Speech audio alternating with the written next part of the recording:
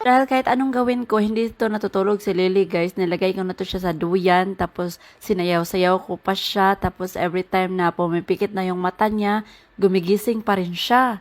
Mabilis siyang nakakagising ba? Eto, dinala ko siya dito sa bed namin at saka pinadudo, and after that ay, ayan pa rin, gising pa rin siya, guys. Hinihintay ko na lang siya na sana ay matulog-tulugan na siya para ako ay makaluto na ng aming pagkain.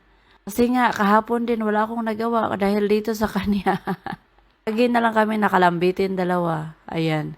Mabuti na lang nagpiyong-piyong na siya, guys. Sana nga hindi na siya mabilis gumising. May duya naman siya sa taas, kaya lang ayaw niya doon magstay, guys. Siguro nafe-feel niya na nag-iisa siya ba. Yung kasama niya lang yung marites na CCTV namin, char. Kaya heto, dinala ko siya dito sa baba kasi nga gusto kong magluto. Tapos hindi ako nakakaluto kasi gising siya ng gising. And as of the moment, naghihintay na lang ako na matulugan to siya, guys. Kasi every time na pumipikit na yung mata niya sana, ay ayan na nga, gumigising siya. Di ko alam bakit anong nangyari sa kanya. Ngayon lang din to, nagsimula to siya kahapon. Siguro nag-change, ano na siya, no? Change mode, oh. Iyak-iyak na din.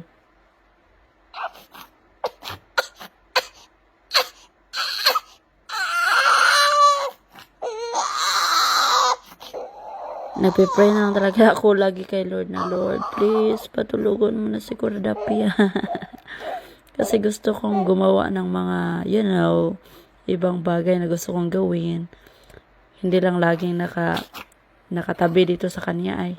Hindi rin ako nakakaluto, guys, dahil lagi kaming nakalambitin. OMG.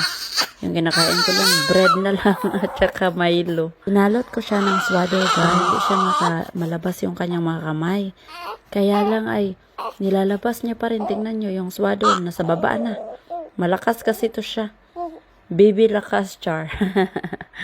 Malakas magsikad-sikad at magpalabas ng kanyang mga kamay. Gusto niya kasi may freedom siya. Freedom to move. Ngayon na nga, nagsimula na siya. Pumikit na naman yung kanyang mga mata. Sanay, wag ka na gumising. Mamaya ka nagigising after 3 hours, Cordapia.